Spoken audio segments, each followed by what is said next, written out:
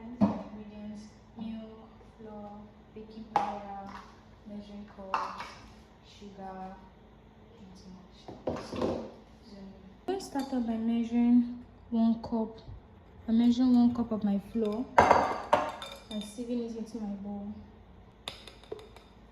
Receive your flour. And then I'm mixing with 1/2 cup of sugar, baking powder, 1/2 teaspoon. Then I use my trusty whisk to mix everything together. This is optional, but you can either choose to add your milk in like in its powdered form, or you mix it in water, then add it to your batter. So guys, for me, I choose to add my milk in its powdered form into my batter. So I just use 1/2 cup of milk. You can also use a liquid milk if you want. Just use 1/2 cup or whatever it is you're using. So I pour in my milk, mix it all together. Don't bother sieving your milk because milk is mixed with sugar, and if you sieve the milk, you can sieve out the sugar in the process. So you can just pour everything in and just mix everything all at once. I'm going to add in my egg now. Guys, please make sure to break your egg in a separate plate or a separate container before adding it to your mixture, because this is the second egg now. I just got a bad egg and I poured it directly into my mixture, not even noticing. So I'll pour my egg directly in and I'll mix it. I'll mix everything together. And I'm going to add in a little water.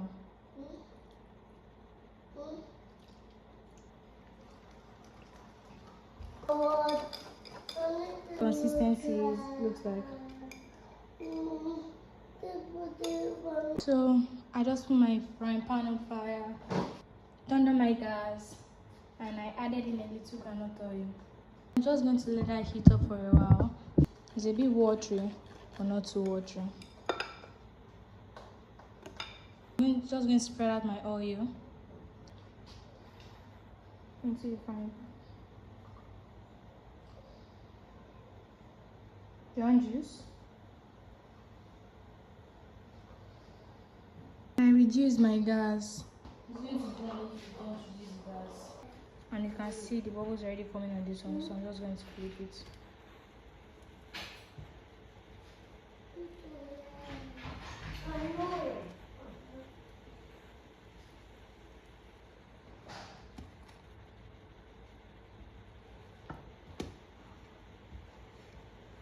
Here's how mine is looking, so I'm just going to leave it to fry some more.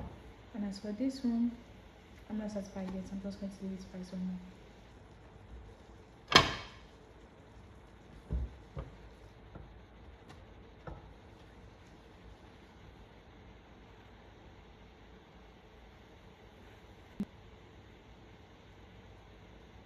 And please be mindful of the amount of groundnut oil you pour in. If you pour in a lot of groundnut oil, it's going to come out looking a bit different. And if you don't pour in enough groundnut oil, all sides are going to brown, yes, but there's a possibility that some parts of it will burn. As I like pouring in just medium. You can see this one, there is little groundnut oil beneath it, so all sides are brown. But this part was about to burn. This one now the same thing. I didn't pour in extra groundnut oil, so the groundnut oil in this frying pan now is a bit low and the sides are already browning. Do you see the difference? Not enough groundnut oil is going to brown faster. Enough groundnut oil is going to take its time to brown and it's not going to like burn.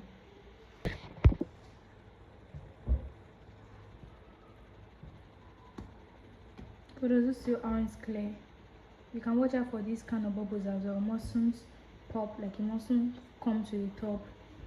It mustn't flow to the top before you know that the other side of your pancake is done. This one might be done. And see, not enough groundnut oil makes it to burn. But if I add extra groundnut oil, I leave this here for an extra while. Let's see what will happen. It's extra groundnut oil.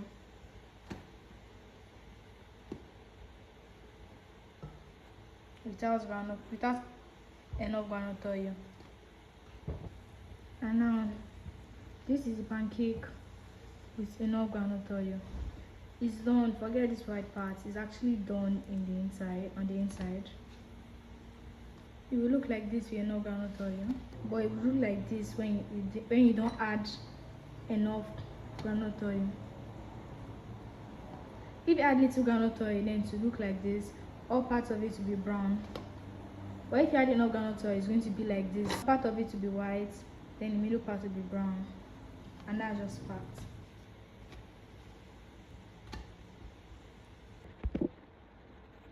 Now let's test my theory, shall we? This is a frying pan right now. It doesn't have enough groundnut oil. Let me pour in this one and see how it comes out. Bubbles. I think it's already burning. Aha. It's really getting brown on the sides, as you can see. Now let's see how the other side will come out. As you can see, the sides are also getting brown. Though I don't want it to burn, so I'm just going to bring it down. But it's done, sha. The inside is done.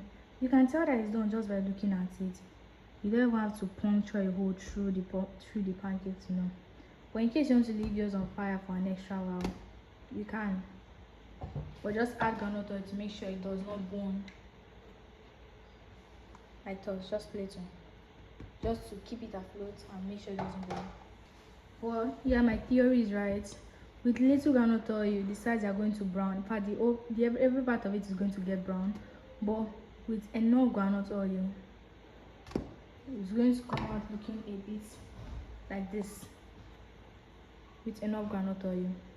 So, hope you learned something new today. And this is how it is.